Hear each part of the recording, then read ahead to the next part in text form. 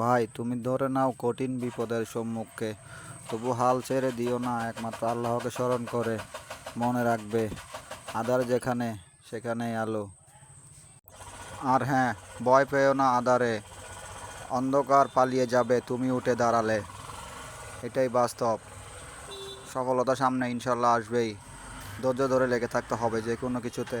ধৈর্যের ফল মধুর চেয়েও মিষ্টি হয় ইনশাল্লাহ। আমিও কত হাজার বার চেষ্টা করেছি এবং ব্যর্থ হয়েছি, তবুও হাল ছেড়ে দেইনি।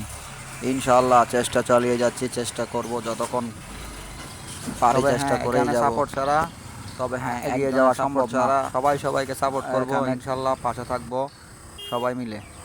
যদি বিন্দু বিন্দু করে শিশিরের কণা সাগরে পরিণত হতে পারে, তাহলে মনে রাখবে আমাদের চেষ্টাও ইনশাল্লাহ একদিন সফল হতে পারে।